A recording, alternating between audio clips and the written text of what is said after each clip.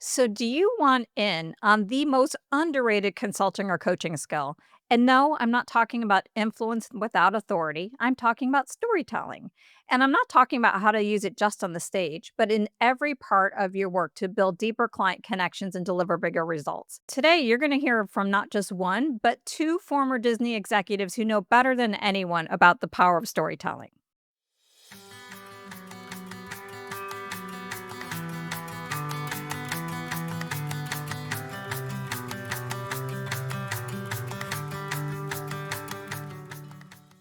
And welcome to the Consulting Matters podcast. This is the show for purpose driven consultants and coaches who are ready to own the power of what they do and position themselves for greater impact and income.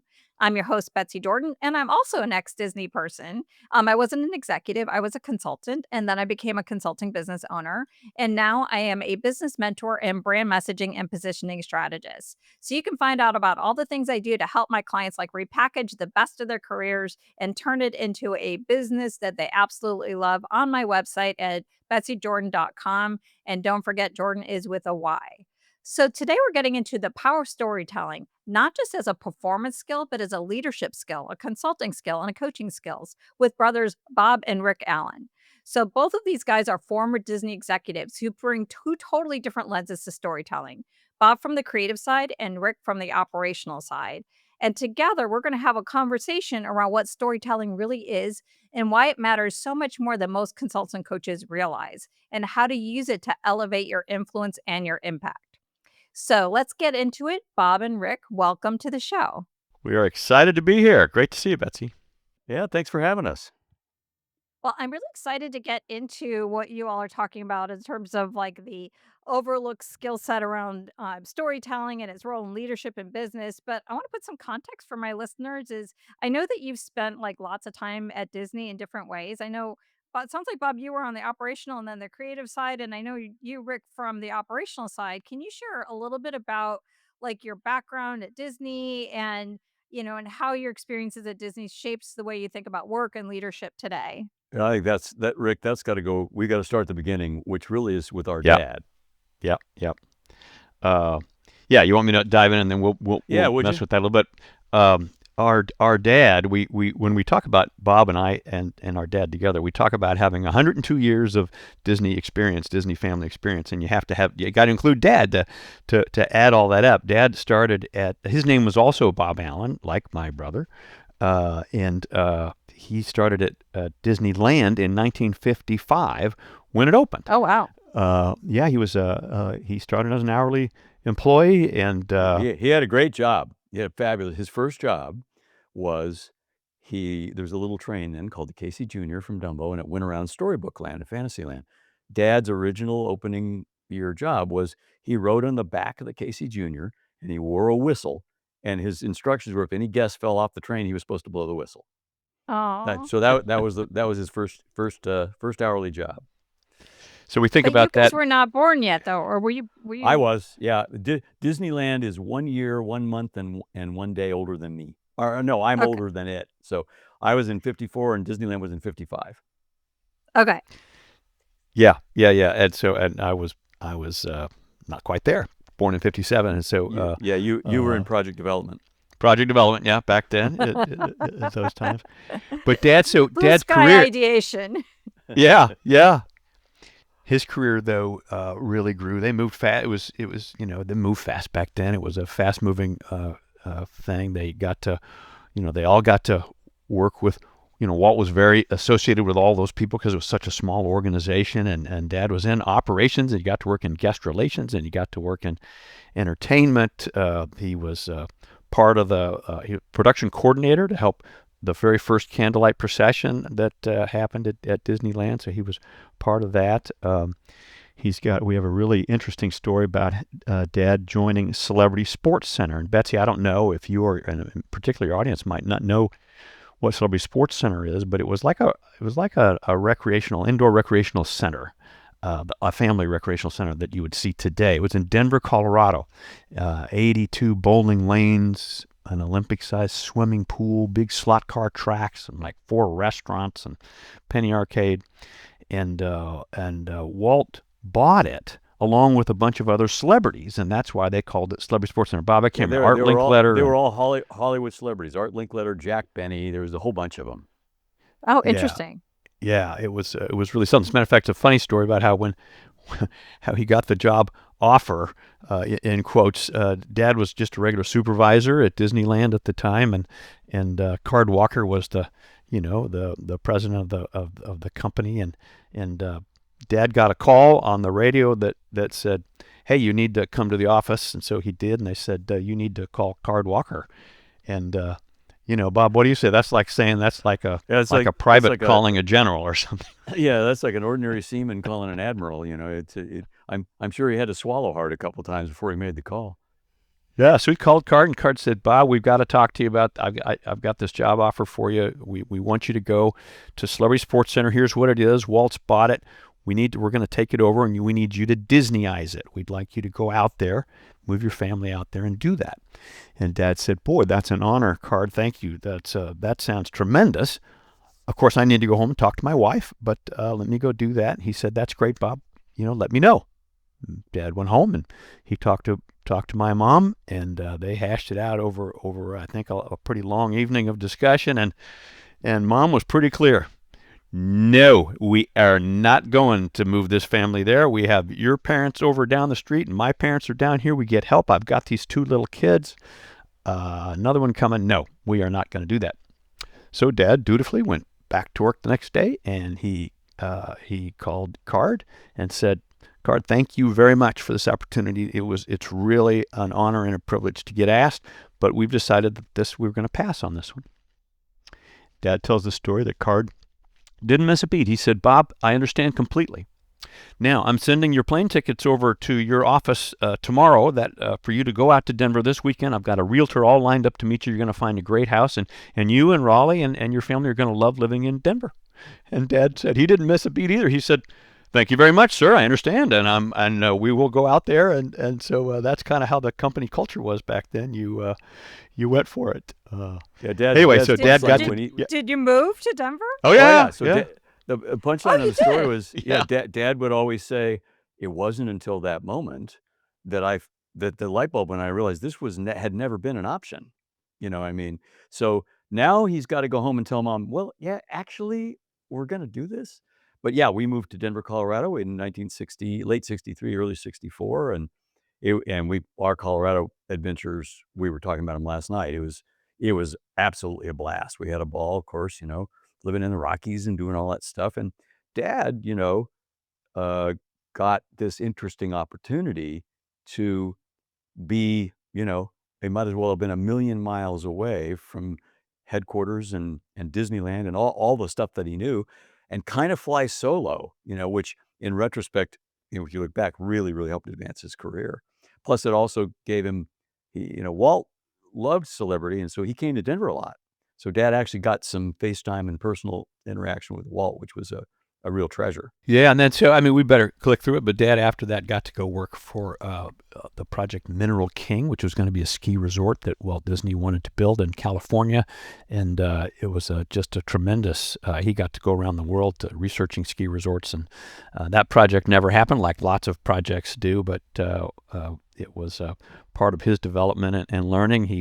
He got to join the Florida project planning team. So as a group in the late 60s got together to plan what Walt Disney World would be, he got to work that early on it. And then we all moved out to Florida in 1970 for the Walt Disney World opening in 1971. And Dad became over time the site executive at Walt Disney World. And so he worked there until he passed in 1987. And that led us to obviously our.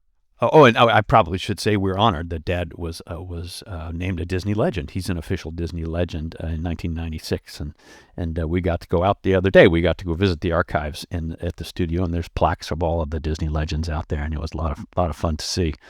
Does he have like a door or like sketched in on Main Street? He's got a window on East Center Street at Walt Disney World. Yeah. Yeah. I didn't know Disney was building experiences like that. I thought that came like much later after the theme parks. I didn't realize that before. And Rick, do I remember accurately, like you did something with like that Great Wolf or something that Yeah. resort. Am I Yeah. remembering that correctly? Yeah, I So did that after. seems like a little bit of a echo of what you might have had in your childhood. Is that Yeah, it's interesting. I'll click through mine since we've spent so much good time talking about Dad. But so I've got 43. I had 43 years in this with Disney operations, and that started in 1974. You know, as the custodial host sweeping streets on Main Street and in Fantasyland, and I got to be on the Jungle Cruise, and I got to get to know characters well. So all those things are fun, and I ended up getting an MBA from the University of Florida. Started in operations full time as a salaried guy back in '82. And ended up in resorts and just worked my way up through resorts. Had some great times there. 7 different resorts, 24 years as an executive there. All Star and Animal Kingdom Lodge and Fort Wilderness and Grand Floridian. One of the highlights for me was being the opening general manager for Disney's Art of Animation Resort. So I got a chance to be on the planning side of that for the operations with my operations hat on, and then get my team together to get it open, and that was a ball. And I got to finish my career as the general manager for Future World, which was a great way to include parks in there. And after I retired from Disney, got to work at Give Kids the World. Betsy, I think you and I even talked when I was at Give Kids the World. You called and we talked about doing some work together, which was great because anybody that ever called Give Kids the World knew they had to volunteer their time because that's how that always worked. And then, yes, after that, I sort of officially became a consultant, and I got to work for Great Wolf Lodge and for almost a year at different resorts they had there. Got to work for the Special Olympics USA Games in 2022. Worked with my brother's Bob's company, Ideas, and things like that. And today I do talks and keynotes for various groups and do consulting for that too. And Bob, I didn't save you any time. Did you? hey, can I ask you to choose among your favorite resorts? Like if you have a favorite, am I allowed to? You can, but you know that when you're out there, the answer to that question is always the one you're in, right? So I would That's always, true. wherever I was. But now that I suppose that the statute of limitations is out, Animal Kingdom Lodge, I just love Animal Kingdom Lodge. It's Me with too. do you? The cultural Hmm. reps make that so special, and the design is so intricate. I just loved it. Yeah. It's my second favorite though, actually. My favorite is the beach club. Oh yeah, yeah. Sure, sure. Well, they're all good for sure. Uh, That's awesome. yeah. All So right. Bob, Well, tell us I'll about do your my background. yeah, I'll do my walk through the roses, and I'll go pretty quick. Like first of all, and Rick and I like to play with this when we give our talk, but it's like so my brother has this focused, clear, planful, interesting button down career. I got none of that. So I was like I had the aerosol career. So I was you know, I was a music guy. And I sang in choirs in high school and became a guitar player. And so I started out, kind of on that side.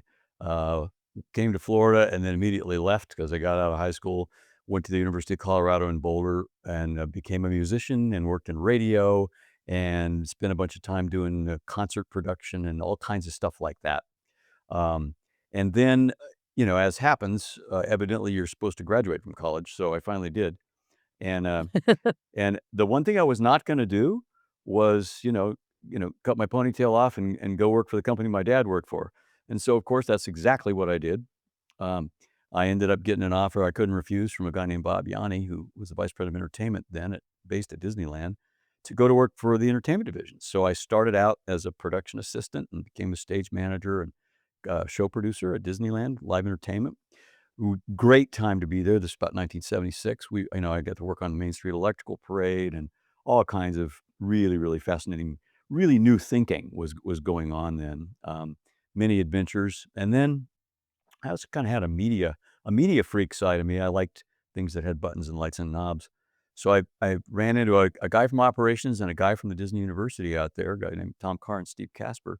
And we got together and said, hey, we all like the same stuff.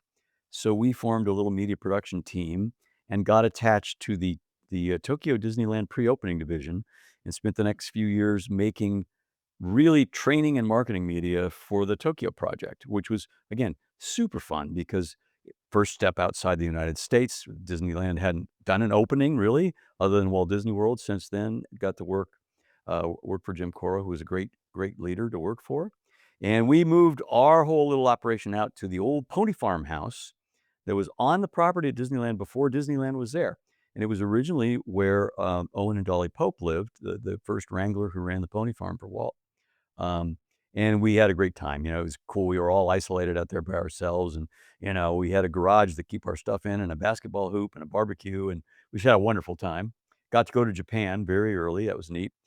Then I kind of migrated up to WED, and I really, literally attached myself to WED because I really wanted a piece of Epcot. So I got to You sort might of. have to. So I'm sorry, Bob. You might have to say what WED is. Oh, Yeah, what sorry. is WED? That was what Imagineering was called before it was Imagineering. Oh.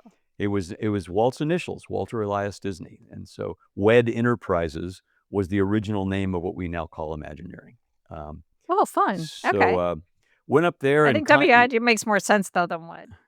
That's well, not a good name. it depends. There's some nostalgia for a lot of us old guys about that name, but anyway, I got to sort of apprentice my way into working on some pieces of Epcot, a couple pieces of Communicore, worked a little bit on Spaceship Earth, really fascinating project, to be on.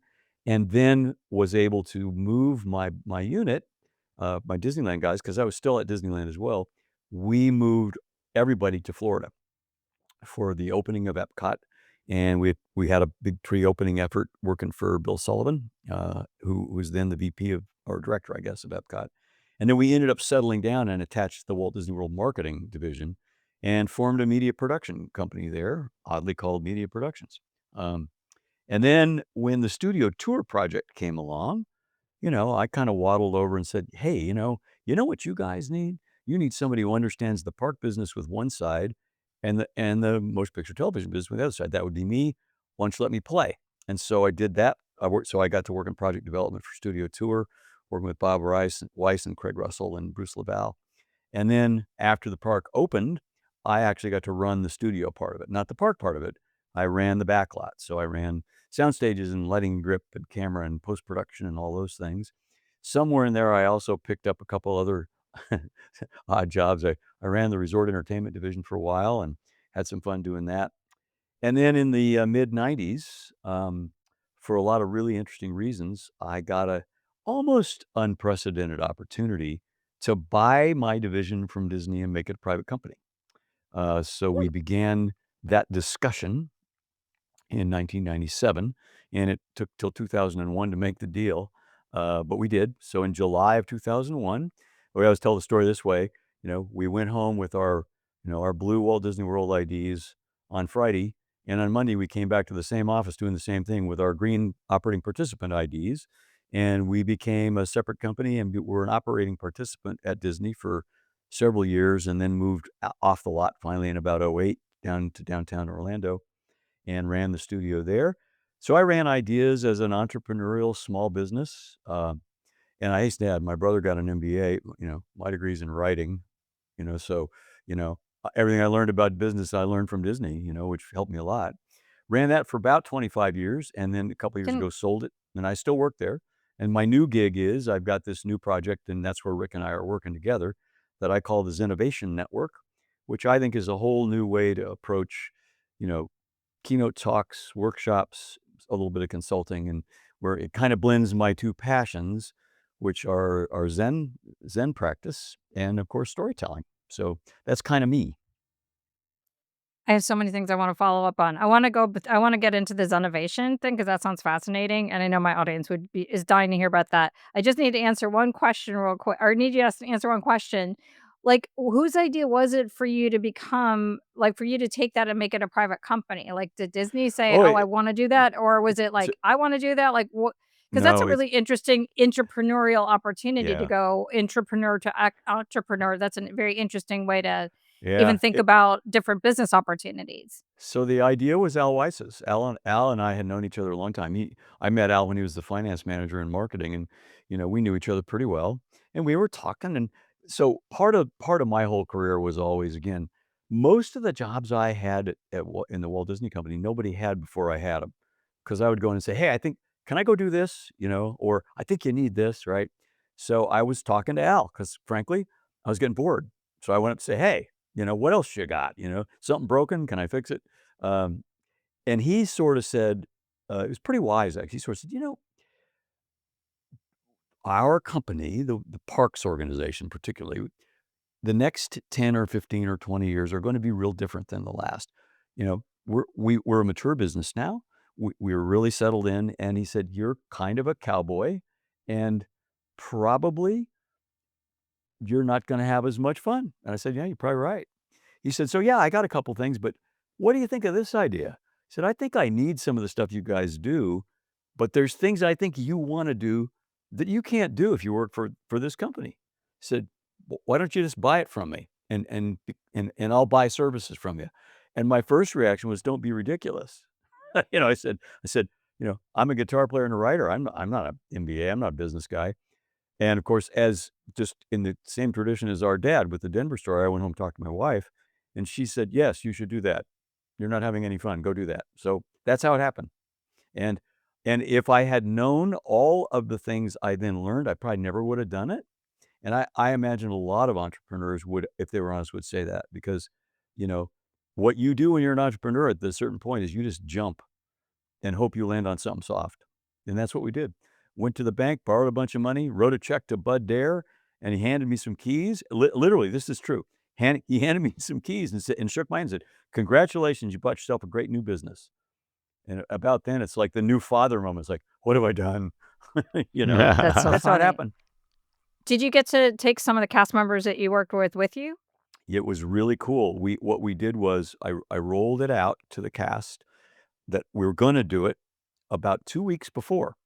And I said, okay, so just by this date, I just need to know if you want to go with or you want to stay. And by the way, whatever you pick is great. Don't worry. It'll all work out fine. And by the way, it did. And, pretty much everybody who wanted to come with were the people I was going, yeah, I hope they come with. And frankly, the people who stayed are people who should have stayed. And by the way, a lot of them are still there and they all did great. Interesting. So you probably had the dream opportunity to start as an entrepreneur in many ways. It's like, oh, here you go, and we're going to buy stuff from you, and you have the Disney name associated with it. Like, what could go wrong? Like, that's like the dream. Like, So Rick had a drum up business. You had the business already there. yeah, I'll tell you what could go wrong though. We closed the deal on July. We closed the deal on July 1st, and on September 11th, the entire world stopped. Oh, yeah. September 11th, 2001. Disney closed. They weren't buying anything. No television was getting produced. I mean, literally, it was the biggest inflection point in the history of the United States. And it's a long other story. The only reason we survived, and it was truly luck, the only people who had any money to spend was the United States government. And we ended up getting a huge project with the Navy. And that's how we survived. So it was baptism by fire, for sure. You both have like you have similar, obviously, your dad's experience that you had that in common, the Disney part in common, you're coming at it from very different angles in terms of your career. And we were trying to figure out like what is the focus for this particular episode, and we landed on storytelling, which I think is kind of interesting because you're coming at it from this creative side, you're coming at it from an operational side.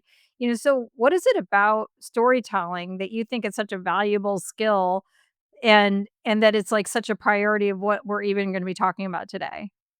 Let me start on that, Bob, and I know you'll kick in, but what actually made me think about it, Betsy, was your podcast with Meg Crofton. So I listened to that the other day and on shaping thinking, and by the way, I think I was in the audience with you when we saw Meg give that talk at one point when she was getting ready to retire. Anyway, Meg was pretty clear in there that she said, by the way, I think storytelling is one of the key things that really make a consultant worthy, good at what they do. And I thought, man, I've really never heard Meg say that. And Bob and I have always really believed that.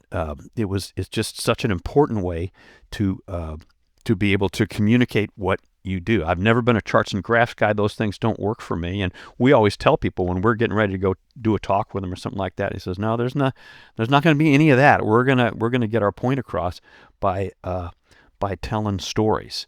And I don't know, Bob, you've got a little bit more detail on how storytelling works. Church for me. It's that we use. I have practiced my whole life. So the way I always talk about it is to start with,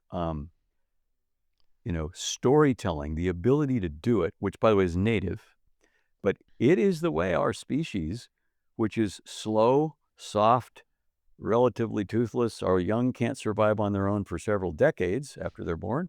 It's how we took over the planet, because we and we alone on this planet right now have the ability to get stuff that's up here above, in our noggin, out of our noggin into your noggin. And that is our superpower. That's our magical thing.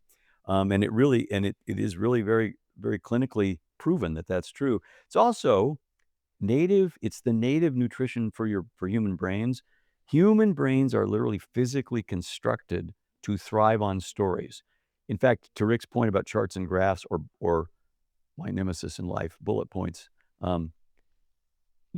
When you Don't look at the show notes for this episode, because there's going to be bullets. I promise. I just want to warn you. I don't want to trigger you. When you feed your brain those things, it has to work really hard to convert them into narratives so it can then digest and think about them. So it's really that basic. But in our practice at Ideas, we have, for instance, we have a process we call Story Jam, and it was our replacement for the design charrette, which I find to be not so effective, but unless you happen to be an artist. But everybody tells stories. All humans tell stories, right? So we said, well, we have to define what a story is. So what I always preface this by is, now if you lock 12 storytellers in a room and say, hey, we want you to come out with a clear definition of what constitutes a story, the only thing that's going to happen is a fist fight.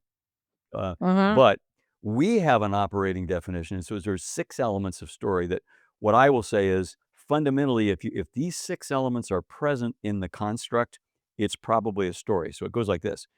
Number 1, you got to have characters in the story, and it's good if you pick characters that the audience is going to care about.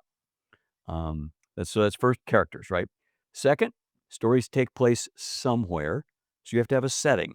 And in order for that setting to work, you have to really paint that setting picture. People have to know. Otherwise, even if they like your character, their mind's going, wait, but where is she? Where is that character, right? So story, setting.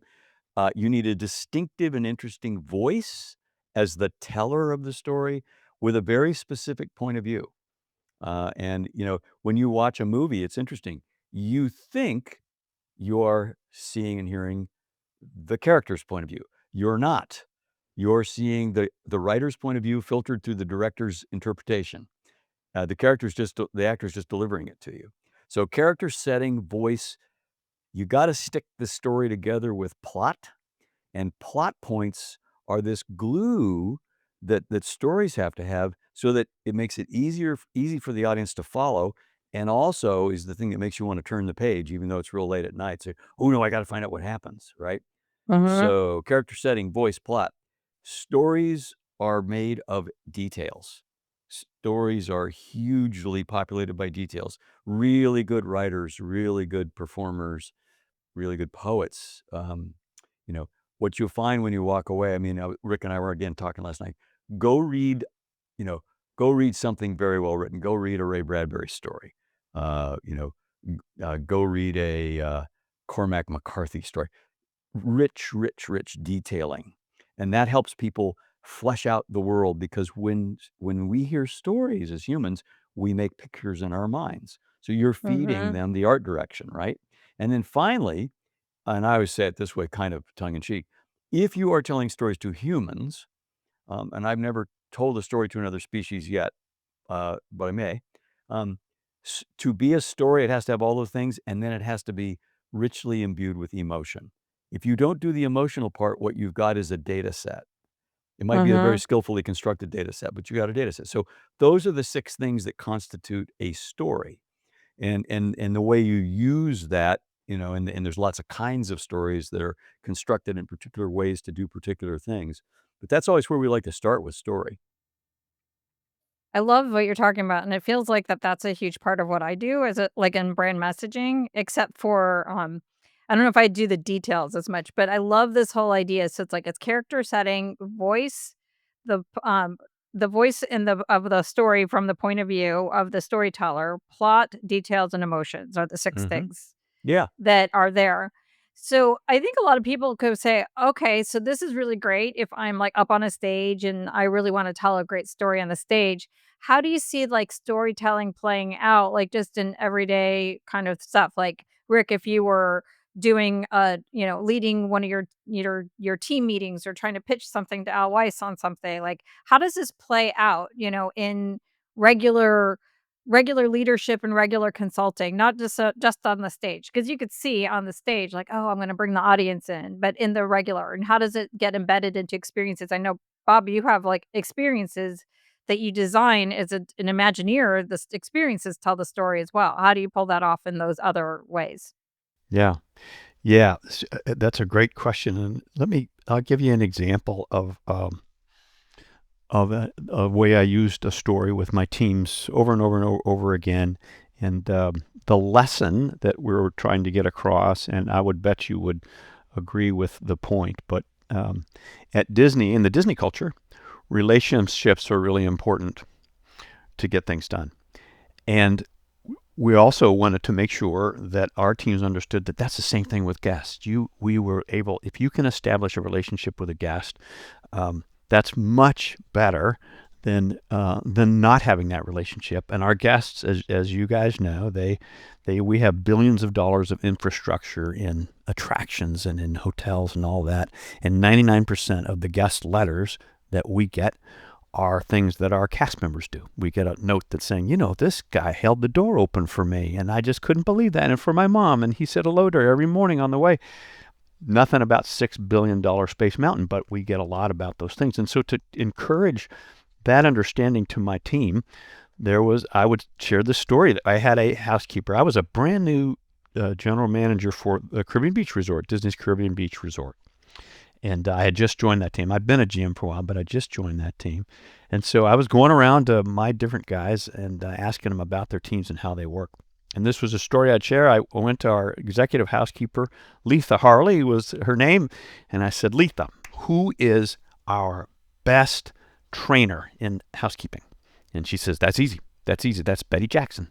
She is the best. She gets the most guest comments by far than anybody else, and we send all of our new housekeepers to Betty Jackson. I said, great, sign me up. I want to go get in costume and do training with Betty Jackson for a day. And so we scheduled it, and I got my costume, and I met Betty in the morning, and we started cleaning rooms together, and she was teaching me how to clean a room.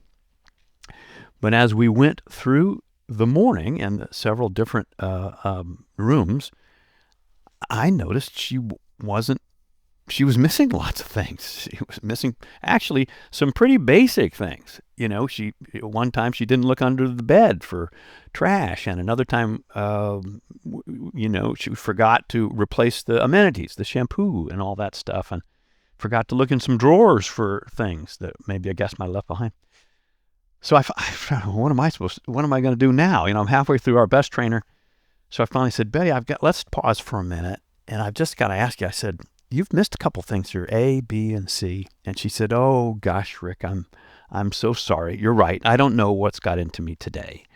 And I said, and I'm thinking, okay, I'm the GM and I'm intimidating and who knows what. And so I said, let's just sit and talk for a minute and try to reduce the stress a bit.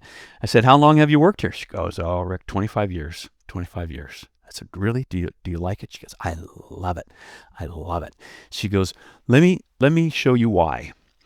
And we walked over to the door of the room, and she looked out the window, Caribbean Beach, and she said, so up there is 1801. Now, 1801, that's, Donnie Davis, and he's here on business. And so, he had meetings for the last 2 days, but his last day is tomorrow, but he's got some meetings throughout the day. He's going to need a late checkout. So I'm going to call and make sure he gets a late checkout later on this afternoon. Now, the next one, those are the Johnsons. Now, the Johnsons, they're here with the two twins, Bobby and Denny, and they both like Buzz Lightyear, and they're here from Iowa on their vacation. They're in Magic Kingdom today, but they were in Epcot yesterday, and so I'm going to put a little towel animal of Buzz Lightyear in their room so that they welcome them back to the room. And then the next one, that's the Tina Stevens and her husband Derek, and they're here on their honeymoon, and so they're going to have California grill tonight, and so I'm going to write them a little note today saying thank you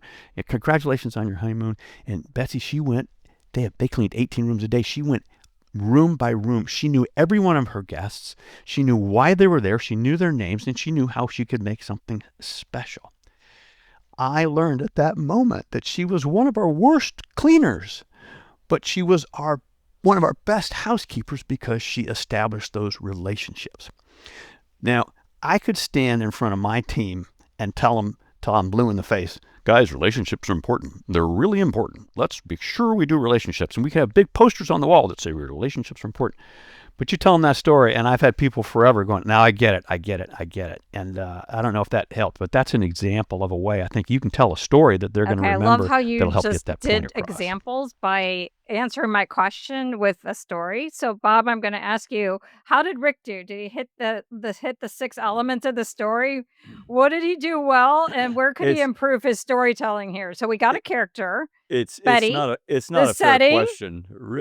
Rick's a great storyteller. He comes by that organically. Yeah, I know. It's a. I've heard that story about 50 times, and I love it every time.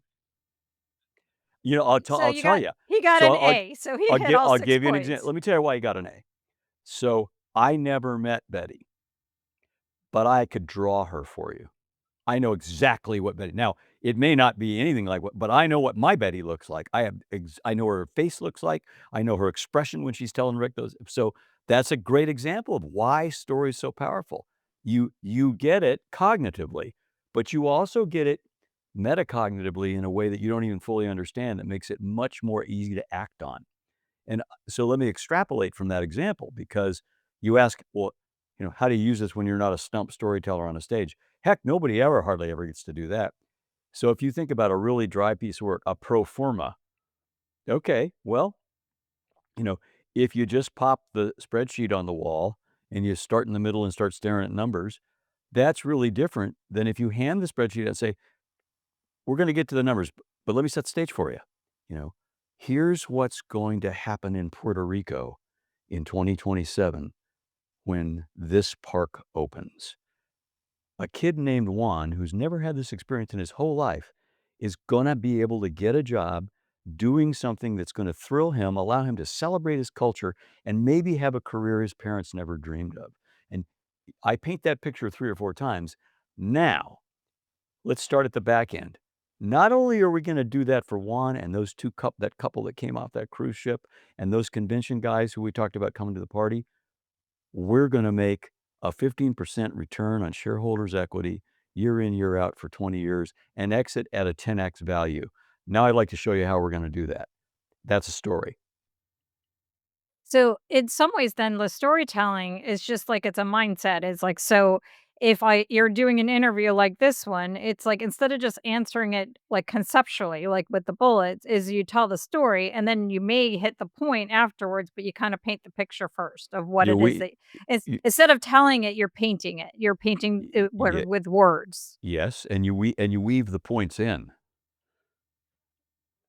you know, but most people are much more willing to follow your story if you give them a little upfront reason why they might be interested in where it's going. So if you say, the way I always would describe this metaphorically is, so you're at an airport bar, at a busy airport, and when I'm in airports, I'm like, I do everything I can to just sort of project this notion that I'm in a cocoon, you can't see me, just don't bother me.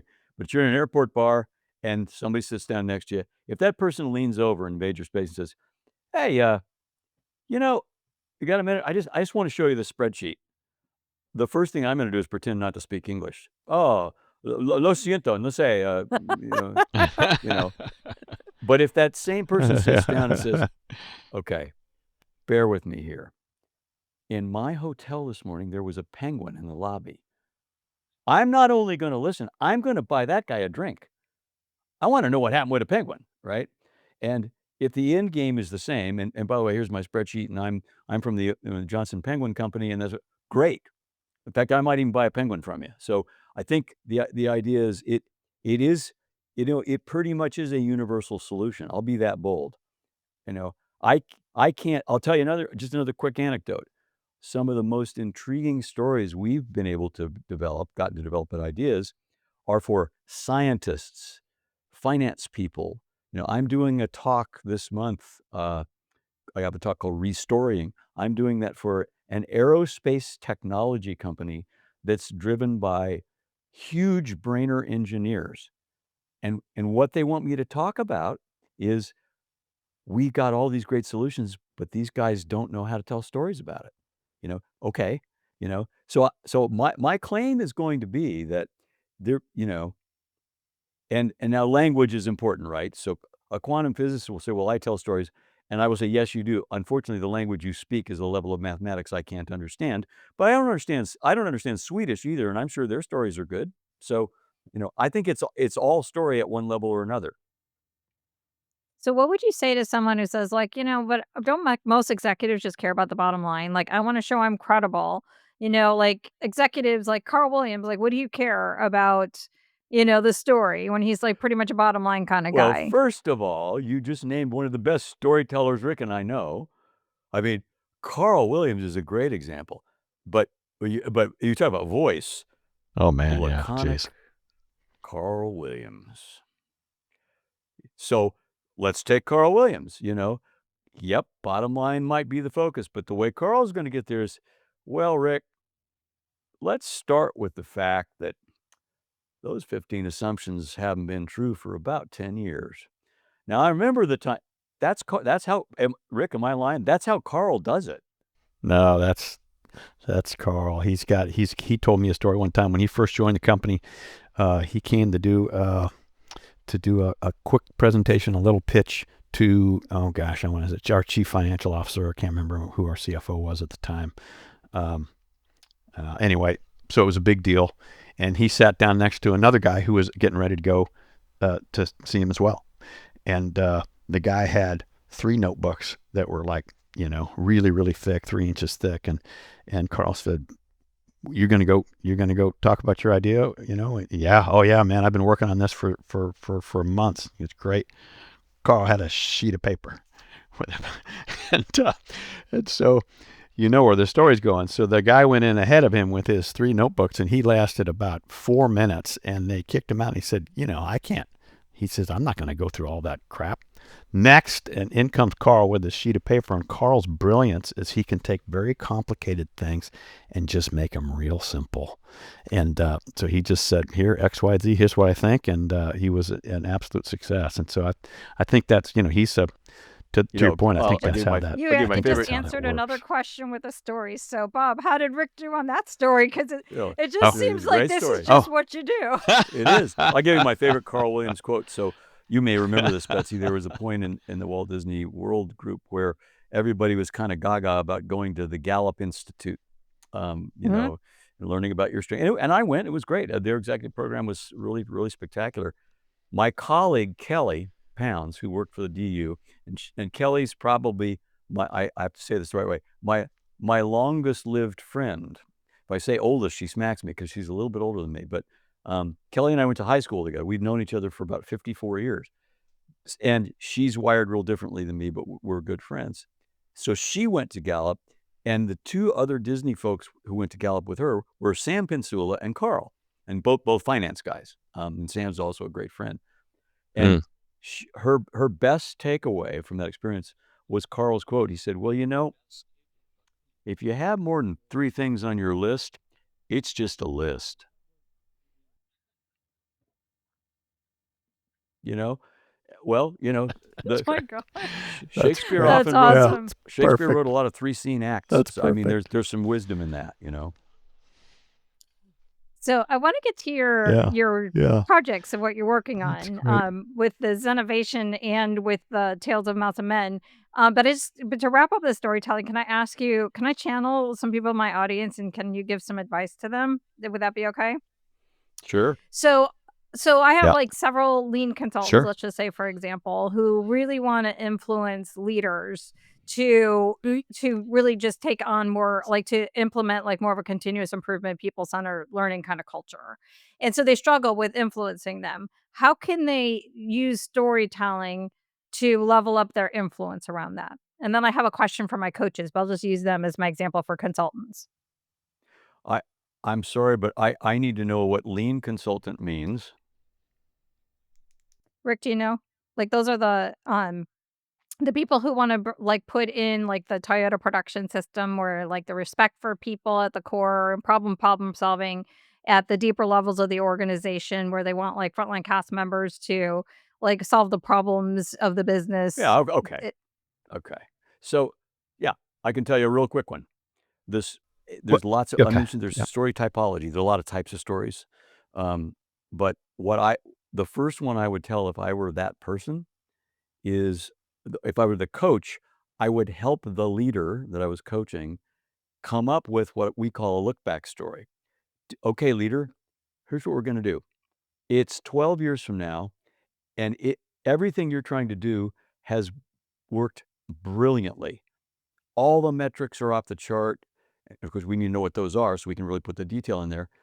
So we're going to make up a story looking back from 12 years from now, and the story is about how we did it. mm. That's So one it's way to like you do it. kind of place them in it, like, place a picture of, like, what could it look like in the future? And It's then if we were it's looking back. reverse engineering. If you can articulate what the outcome really looks like, then in the story, because of the plot points in the narrative and all those pieces of story, you can literally work backwards from if that's the end of the story, how'd you get there from today? Mm. If you'll let me, Betsy, I would tell you a story about how, because I was thinking about this when because you sometimes ask your guests on your show, what would you tell? So, but what do you think is important to tell your consultants? What do they need to know from you? And so I thought about that, and maybe this is a way to answer that question. The thing I would tell them about influencing other people, and this is I need better words, but get involved and don't Zoom if you can help it. And let me tell you where I came from on that, and it involves a story about Joe Rohde. And I know you know Joe Rohde, Betsy, but for your audience, Joe is well now he's a retired Imagineer from Disney, but hugely influential and very so creative. And everybody knows he's It's got just that one? great I ear thought it ring was, that like, he wears. multiple. No, it's a big, long huge earring. cage Yeah, in his ear. Oh. Yeah. I think he's got one. I don't know. But just this story. So Joe was did a lot at Animal Kingdom Park, and particularly this story was about Everest, about how they designed Everest, and somebody had asked him to do a video for art students, and just because, of course, he's an artist, this was never published and it's not out there, and I don't have it, but I remember it. It was so impactful to me, and because I got to take it to my daughter's art class, and it was so special. But Joe is in this video, and he starts talking about it. He says, "Let me tell you how important art is and how it can be helpful." He said, let's say, he says, oh, you carry your pad with you and your pen. And he said, I was in Nepal or whatever it was, researching this park and this ride about Everest. And he said, so I sat on a street bench and I looked up at this beautiful building. It was so interesting the way this building was designed. It was old. And he says, I looked at this window up there and it was really different looking, and I couldn't figure out why. So I started to sketch it, and when you sketch it, you start to notice, oh, you know what? The glass panes, when you look at it that closely, they're a little different. 3 of them were different than the 4th one. And the painting was scuffed off on the bottom, and it looked like there were different colors of paint that I hadn't noticed before. And I wonder if it was painted shut. And anyway, he said, when you stare at it because you're drawing it, you really begin to notice things. And somebody kind of walked up behind him while he was sketching and watched him for a minute and said, what are you doing? He said, well, I'm just really interested in that window up there. It's just got, it's a style I've never seen before. And so I'm just trying to capture it here. And it got him into a conversation. And he said, the guy that he didn't know, looked at him and said, you like that window? You should come to my grandfather's house. He's got some doors and windows that I think you would think are fascinating. The guy said, why don't you come over for dinner? Well, okay, so he goes over for dinner, and they show him the doors, and he's sketching the doors, and all the family is starting to gather around behind him, and he's talking about why that's interesting, and his grandfather comes out and talks about the history of the door, when it was built, and how it was broken once, and it had to be repaired, and they had this great dinner, and they told stories all night. And that's the sort of detail that happens when you put that sort of focus, when you try to draw something. What I do, what Rick Allen does, is I get my camera out and I go snap a picture of the thing and I walk on. And so those sort of things never happened. His point was art can help you get involved. And then he said, and by the way, to the students, he said, by the way, you don't have to be good at it. You can be horrible at it. That's not the point. You don't have to draw something that's beautiful. You just have to put the effort in. And son of a gun, one time I tried it. I'm a horrible artist. I'm not a good artist. But I went out, we had a place at the beach, and I went out and I sat down on the back porch and I started drawing a picture of our thatch on the back of our deck. And sure enough, some electrician, which we'd asked to come work on the house, he comes up and he kind of looks at me and he looks at me doing, what are you doing? Oh, well, I'm trying to draw a picture of this thatch. I mean, nothing monumental happened, but we had gotten into a conversation, and it was all because of that artwork. So the point that I think that really illustrates is, man, you got to get involved. You can't do that on a Zoom. You can't get that connected with your people on a Zoom. And Bob, we just did some consulting work for the Florida Aquarium, and it was a great company to work for. And we pushed hard. They're in Tampa, and so everybody was saying, hey, we're going to do our big report out on what we had learned to help them and to help as a consultant for them. And it was like, well, we can just do it on Zoom. We can just do it on Zoom. We went, no, we want to show up. We want to show you. We want to talk to you. And I got to go up there with their whole team, and son of a gun, man, the difference was incredible. The CEO came to the meeting and he said, I'm just so impressed that you guys are here.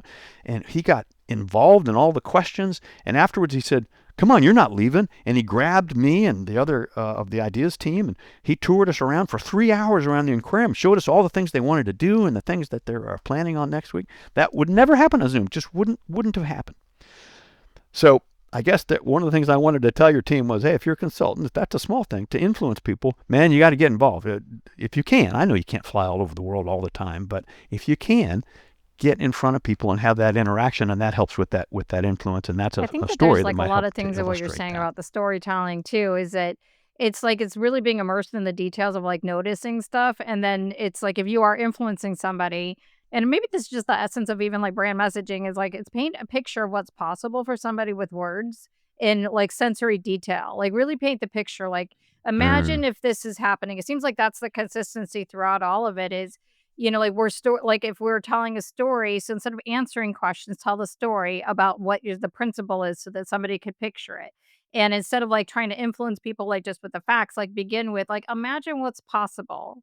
If you're doing this, like just imagine and paint it Yeah, with that's great. sensory detail. Like I think this is why I love so much of what I do with brand messaging, but when it gets converted into website copy, is like a really good website tells the story around like what's the transformation somebody is going to have. And a lot of people will say from a conversion Mm. standpoint, like keep it short and sweet. But part of me feels like I kind of push back on it emotionally. It's like, but also you want to invite people into the story of what you're creating for them, with and for them, together. So I think that might be like, if we were going to summarize the storytelling, is paint a picture, don't tell the facts, let the facts kind of support it, begin with that. And that's like the skill. And that could be if you're in an interview, answer the questions with a story first. If you are leading a team and you're guiding them, Mm. tell the story. Like, don't tell the results, tell the story, the results, and then maybe you could back it up with the data. If you're doing a pitch deck on something, don't pitch it with the big PowerPoint like, Carl's friend was. Maybe like just bring in the salient points. Like that seems to be the bottom line in the transferable concepts. Does that sound accurate to you? Did I get it right? Or would you say something different?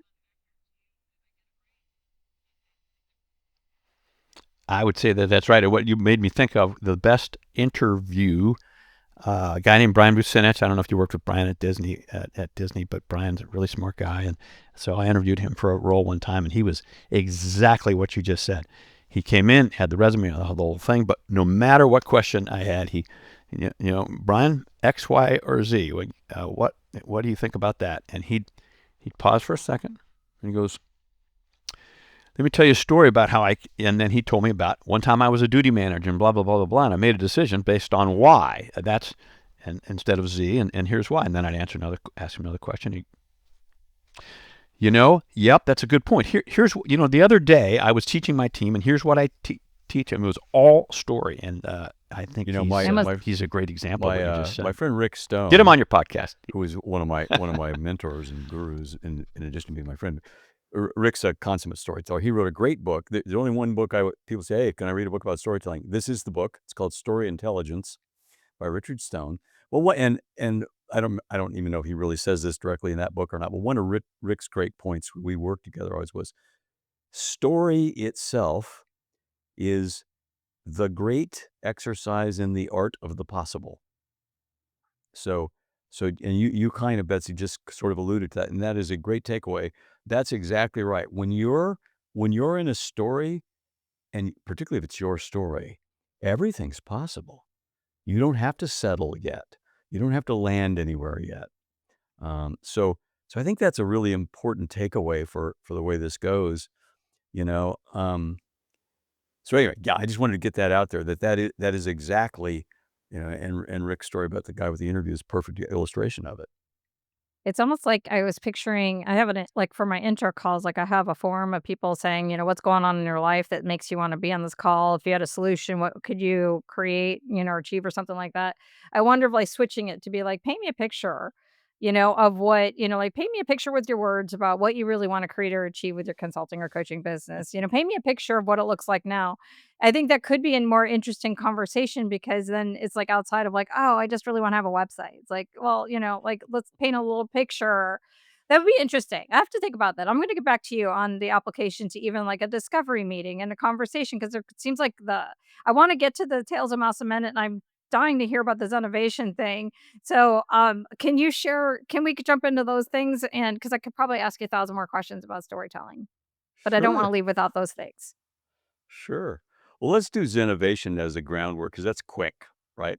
So, as I mentioned,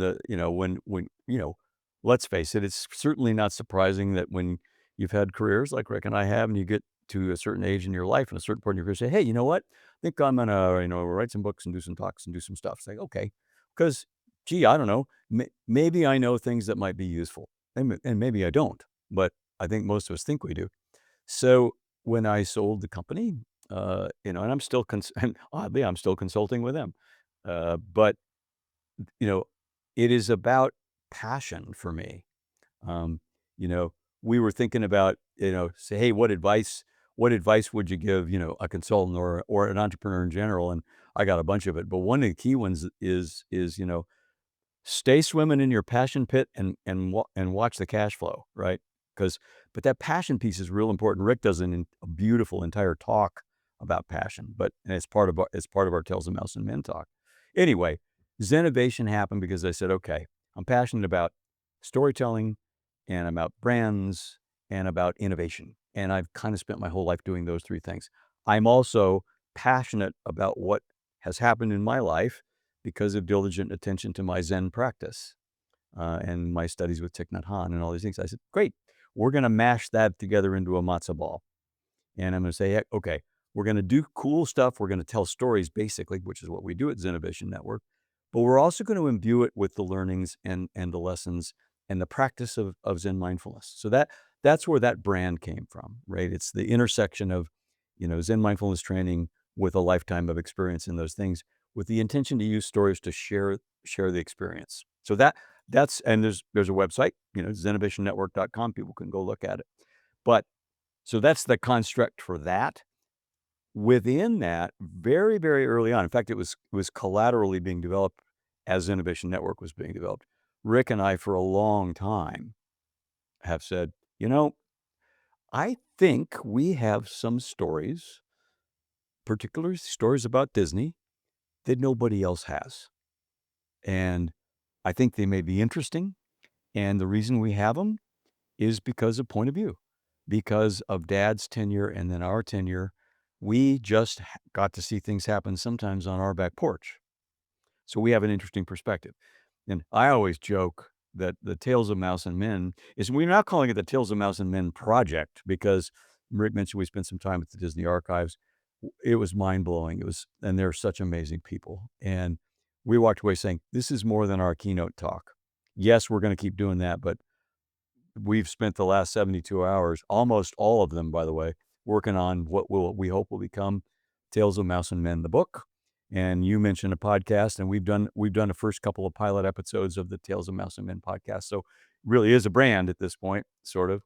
But the idea is, as Rick said, 102 years of Disney tall tales and insights. And that's the whole notion of it. And we can go in more depth, but that's really what it is. And the first criteria has also already been met because we've had a blast just getting the project to where it is. So the Zenovation Institute, is that what you call it? Zenovation Network. Network.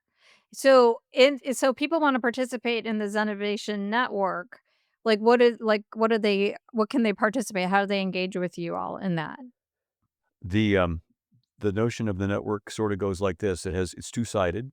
So if you go to the website, we list our current Zenovating partners, and that's Rick. And you mentioned Chris Trapp. Chris is one of those Zenovation Network partners. My friend Kelly that I mentioned. Did you ever work with Dee Burns at Disney in HR? With I work with Sonia. Is it? No, different Burns. Oh, But Oh Dee no, was that's a my different HR Burns. Yeah. consultant when I was at Disney. Anyway, we're old friends. She's a member of the network. There's a woman named Lisa Sibilia. So we've got a collection of people, and we're doing collaborative talks and workshops together. So that's one face of the network. The other conceit around the network is, and remember, this is all brand new, so we're just starting. The idea is that if you come to see Rick and I present Tales of Mouse and Men, you will then be able to become part of the Zenovation Network. And there will be webinars and, we'll try this one out on you. This is a fairly new idea. This was an idea we hatched this week. So I won't get into lots of detail. Lots and lots and lots and lots of people are now co-opting the term mastermind. Everybody's got a mastermind book, a mastermind session, a mastermind class, a mastermind workshop. And I feel bad for the guy who really did that and then didn't protect his trademark. But in Zen, we talk about the opposite of that. So what we talk about is beginner's mind. And the reason we talk about that is for a beginner, anything could be possible. So we're going to do, as part of the Zenovation Network, we're going to offer beginner's mind sessions for members of the I network. love that. And that's a peer coaching environment guided by some mindfulness principles to say, like, yeah, we're going to explore everybody's problems, but we're going to do it a little different, right? So that's the notion of what the network part of it really means. I think that fits well with the innovation idea, because if you're already a mastermind, then you're going to be closed. If you have a beginner's mind, then you're going to be open to what's possible. I think that branding wise, that totally fits.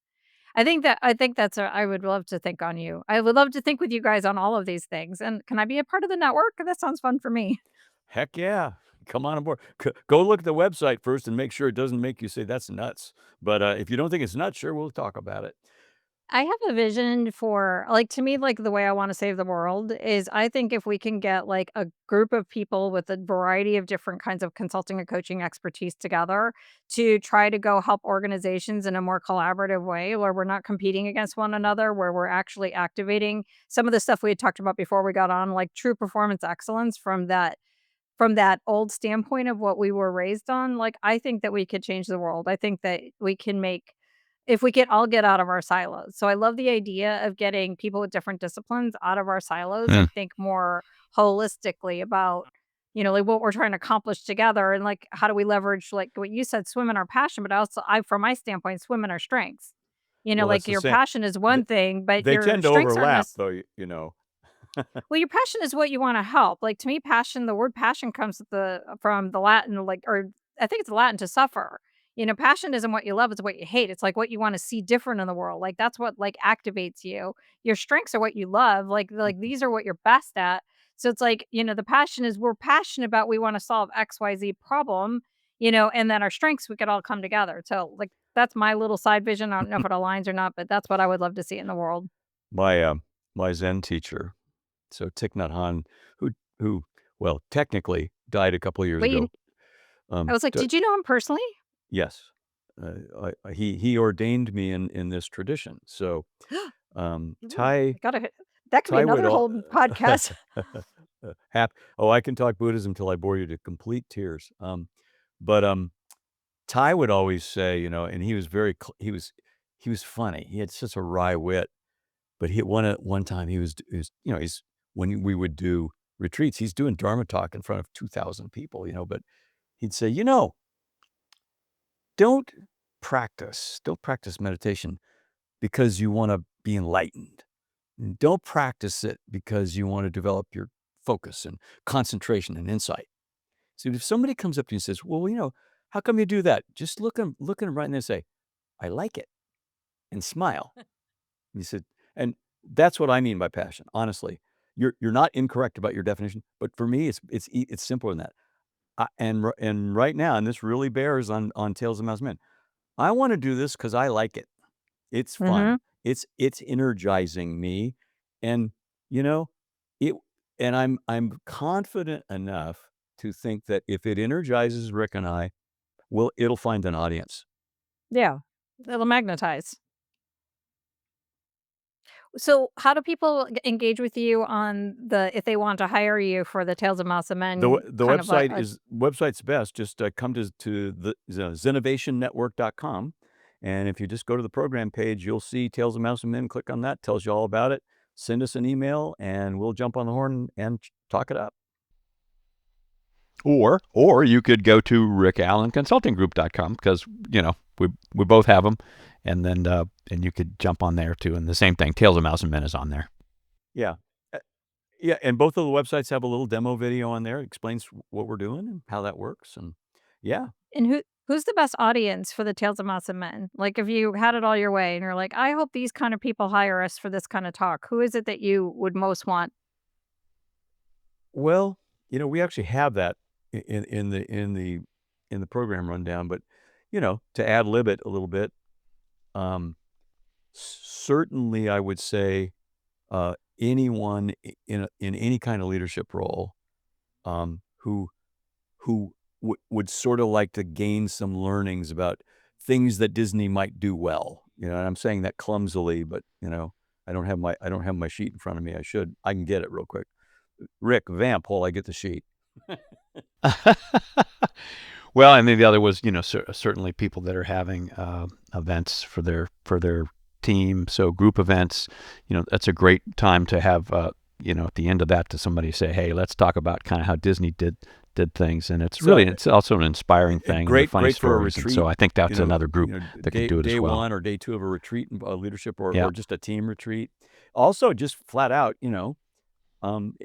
it's an entertaining keynote. I mean, this is, like we said, this is not bar charts and graphs. Rick and I are, we've been bouncing off each other since we were both, toddlers. So we have enough rhythm, and these stories are we've tested this, by the way. We're not just making this up. They're pretty entertaining. There's plenty of laughs in this thing, and there's some really fun insight about early days at Disneyland and decisions that got made, and a lot of it too is kind of saying, you see the Walt Disney Company's product and go, that's phenomenal. Oh my gosh, what an amazing. Let me tell you, there's some sausage being made back there, and we talk about that sometimes, And Rick, do you do operational consulting too? Yes, thank you for asking. Sure. Yeah, I love helping companies who can, I know we can help improve their guest service, get their guest service to be magical, like we all work so hard to do at the Walt Disney Company, and it's been really fun to do that with So we've various talked groups as about a lot well. of different things as it relates to your shared Allen history from your dad and and your own experiences. 120 years of experience at Disney, or 102? 102 or 102 or 102 years of 103. I can't remember. I get the number wrong. 102, 103 years of experience. We got into your journeys into what you do now, and everything about storytelling, and then the Zenovation network, as well as your individual group, your consulting, your talk, speaking, all of that. Is there anything else you want to tell me about that?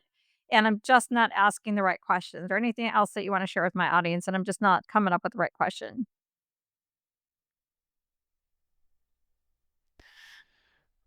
Man, I think your questions are good. We got to tell a bunch of stories, and so Awesome. I'm happy. Yeah, me too. I'd flip it around. Is there anything else you want to ask us that you think might be of interest to your audience?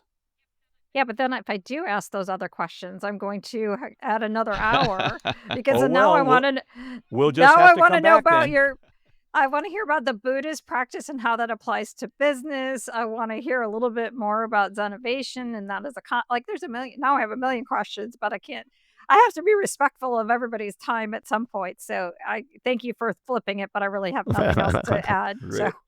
Well, otherwise it'll go on for a long time. maybe But I maybe would love maybe we do to this be a again. Yeah. I do wanna be a part of, like, the Disney capturing the Disney history from not just the like, some of the cool backstage stories, but some of these big initiatives that I know, Rick, we are a part of, and Bob, you are a part of, like, the performance excellence. I think that'd be fascinating. But anyway, thank you both so much for being on the show.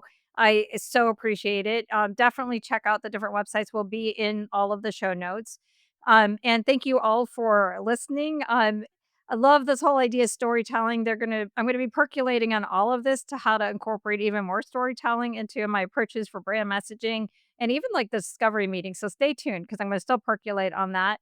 And if you all really enjoy shows and you want this show and you want to see other people like Bob and Rick and be inspired to like definitely hit subscribe wherever you're listening. And until next time, I'm really grateful that you were here and thank you both for being on the show.